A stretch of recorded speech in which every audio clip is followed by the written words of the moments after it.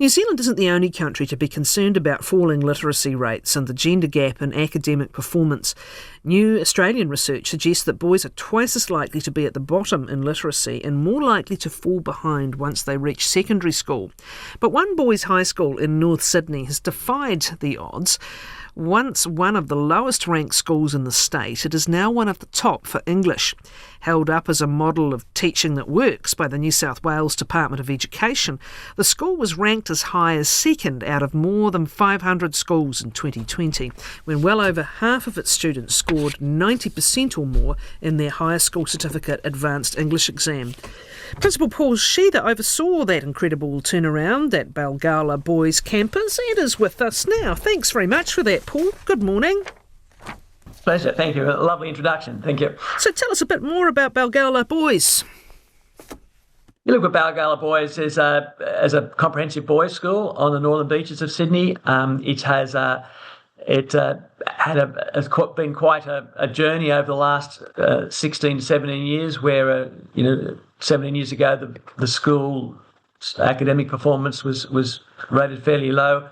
The expectations from students and I suppose staff and the parents were fairly low on the boys' performance, and over the course of time, with a number of very explicit teaching strategies, those results have turned around, as you described, to performing quite well at all levels, not only at our NAPLAN testing, which is looking at boys' literacy and numeracy in year 7 and 9, which is ages around 12 and 15 here, but also our high school certificate results have been consistently improving in that time. You were a teacher before you were a principal, of course, but in your own experience earlier in your career, have you seen examples where boys are learning differently from girls, or certainly at different stages? What from your own experience and what from research is pertinent here to what's happening with boys in these subjects at various ages? Yeah, look, there's been quite a lot of conjecture about, in terms of brain theory, about the difference between boys and girls' brain. But there's been efforts over the last 40 years, at least in New South Wales, where we're looking at the different ways boys engage in their learning. And I think most researchers are on the same page now in appreciating that boys' cognitive development, particularly in areas of literacy, is behind girls, and that's not, and particularly in secondary school, that this gap is noticeable, and is one of the major causes of the gap in literacy attainment. Not only is boys' cognitive development a bit slower than girls, but also their non-cognitive skills. Things such as organisation. I often ask parents who've got a boy and a girl, just open their school bag of a boy and a school bag and a girl, and you'll see very clearly the difference in their organisation ability. So these differences in their cognitive development and their acquisition of literacy have really played out over the past 40 years. And what we have seen in Australia are various strategies to try and engage boys in their learning. But what we've found at Balgowlah Boys, it's required a very explicit approach to learning, and because these organisational skills are sometimes lacking in boys. I'm generalising, obviously, here between boys and girls as a general statement. The development is slower. What we've found over the last 16 years, at least, is that by chunking or by using a very formulated step-by-step approach with boys' learning, particularly in writing, enables boys to achieve a more sophisticated level of understanding, particularly in their literacy. And this step-by-step approach, as I said, it requires a lot of mapping, a lot of understanding of exactly what the boys need to know, what students need to know when and where, and have increasing degrees of complexity in this delivery. And as I said, that when it's been delivered in this way, we've found that boys of all abilities can achieve it at the highest levels. As you noted, 50% of students at a comprehensive high school, boys' high school, shouldn't be attaining those type of English results in HSC. But that's become about through this very explicit delivery of content through writing. Can you talk us through that then? We're talking Year 9 upwards in New Zealand terms, Year 9 upwards through the high school years.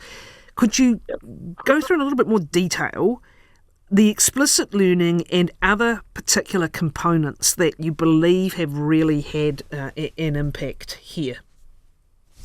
Yeah, look, we have just leading on to that, we have experimented in a whole range of delivery of pedagogy or teaching methods at this school, and we found that the more student discovery techniques were not very, they were engaging certainly, but they weren't very successful in deep understanding of the core content nor the basic literacy skills. So we went to the other end of the spectrum, as I said, and we went more explicit delivery, and that really entails giving students across the school is a very homogeneous approach to delivery.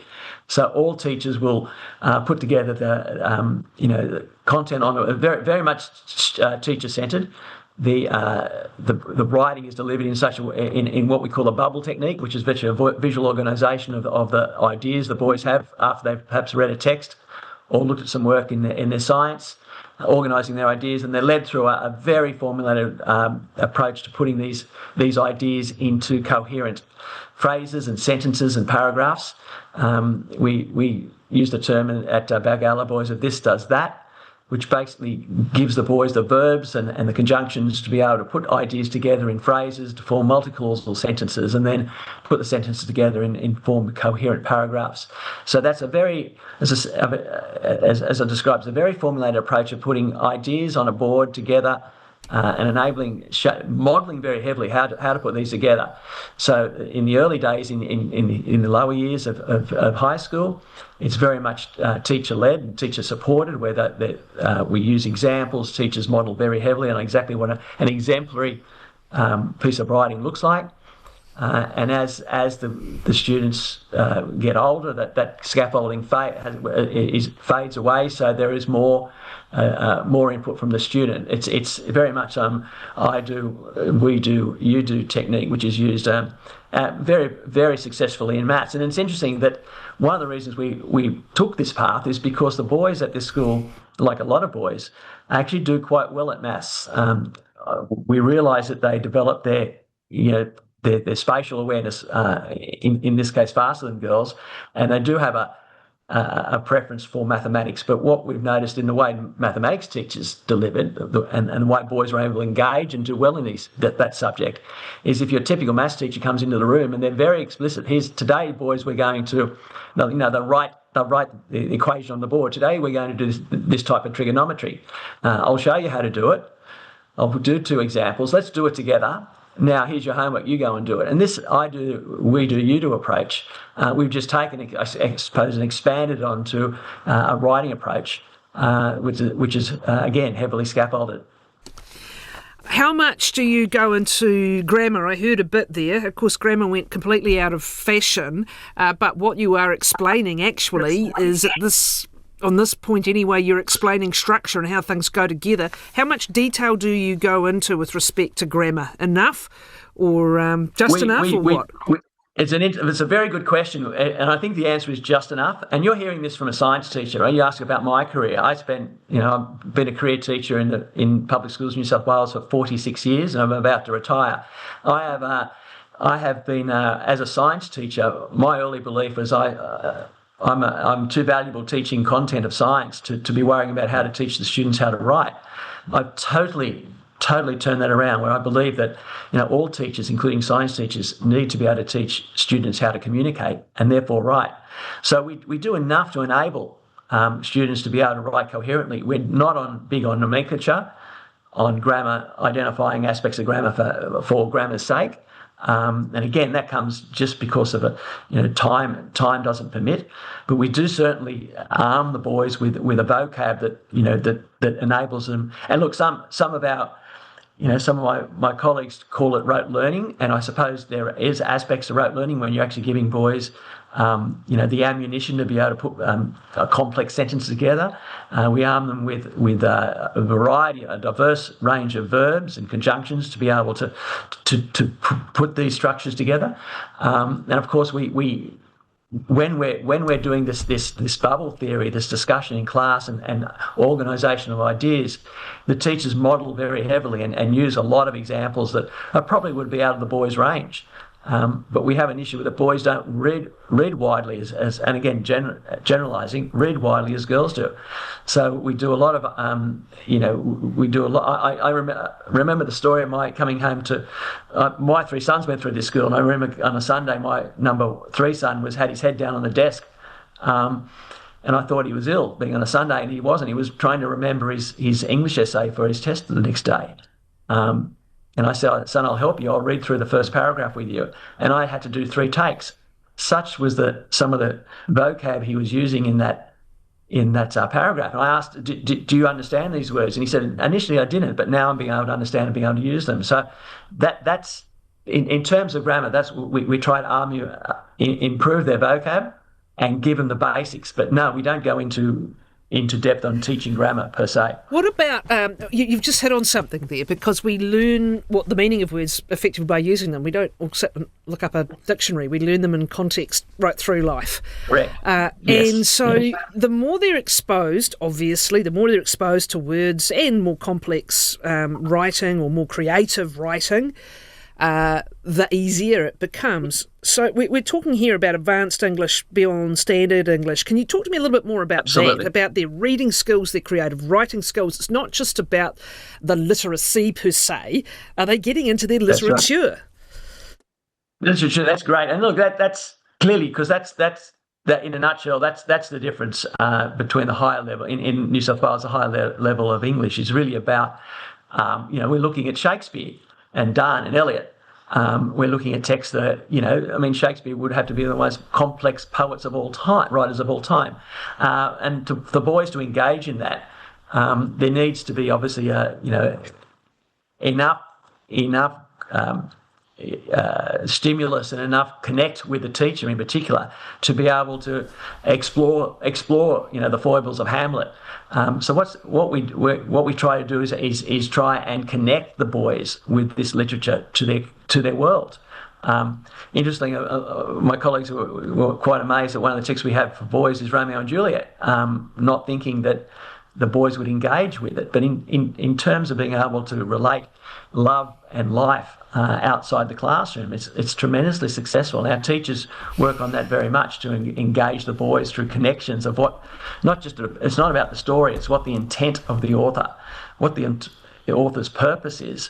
And that author's purpose, whether it's a 12th century poet or a 21st century poet, is about life outside the classroom. And that's the the boys need to know why they're on this journey. They're not going to learn. They're not going to read poetry unless they understand, the need or the want of it, and be able to connect it to the real world outside the classroom is the way in which get all students, but particularly boys, on the journey to be able to explore literature. I'm just thinking how blessed you are in your nation. We are blessed here as well, but you have got, I could rattle them off, some amazing Australian fiction writers, including for younger readers or younger adults, or new adults, we put them that way. You likes of your Tim Winton, for example. Yeah. And I would have thought you were eating those up. There's one other point of this. We've talked a lot about the explicit teaching and the structural stuff, and then getting them engaged in the purpose for reading. There's one other point I notice in this kind of little wheel that you use as your guide, and that is effective feedback. And, that's different for different kids. Again, making a sweeping generalisation, it can be different for boys and girls. What does it amount to? What's your experience of what it looks like for many of your students? So it's a really, really good question, and I don't. And when obviously I've been fortunate enough to speak on this to a number of platforms and media. It's something to it's difficult to put over in a short period of time. But one of the beauties of the technique we use in the discussion of writing and putting ideas together in this bubble theory is class discussion. And it comes down to a teacher having to really scaffold. One of the earliest things we did for our teachers is ask them, before they teach students how to write, or write, for example, an essay in English or history, to actually write it themselves before they go into the room. That may seem bleedingly obvious, but it wasn't done. And teachers didn't agonise over an exemplar and work out what is the best piece of writing before they walk into that classroom. Now, that was a big journey for us to take. And no matter what subject they're in science, I get my science teachers to do the same thing. What does an exemplar look like? Why does it look like? Teachers collaborate together in faculties on what makes a better essay, what makes a better piece of writing. So that teacher goes into that room with firmly in their mind what is the best piece of writing they want to be elicit from the students in the classroom, or at least produce something like. So they're on the top of their game. They've actually agonised. They're fully aware of the different ways they could look at it, backward and forward and upside and down. So when they're in their classroom, when they start listening, asking for ideas of what happened in a text, there's a really rich discussion in which teachers can then really model and phrase the question. Questioning is an essential part of this technique. Throw questions at the students to elicit some of these ideas, elicit some of the words, put them together, do the description, put the phrases together. And in that time, there's a tremendous amount of feedback given. That's a great answer. Why didn't you try that? We like that. What about that? It works even better. That rich discussion that happens with a teacher on song, almost like the conductor in front of an orchestra. There is real-time feedback. Of course, we need feedback in terms of assessments and written feedback, and we have online platforms where students can send off their essays, their drafts, etc., a more formalised approach. But I can't understate the value of that rich discussion where there is in the moment, for all students of all abilities. Like their little dopamine hits, one after the other, keep them going. Paul, thanks. Absolutely, and you add a little bit of positive reinforcement in that, and a teacher that gets boys and has to put a little bit of humour in there, and all of a sudden you have I love nothing else than walking into some of these classrooms that are starting to come up to that crescendo, and it's a wonderful thing to see. Thank you. Principal Paul Sheather, the principal of Balgowlah Boys Campus, on their remarkable turnaround. 90%, it's a boys' school, well over half of its students scored over 90% or more on their higher school certificate advanced English exam. And I think their means of testing, their what works best design is used as a guide for other schools.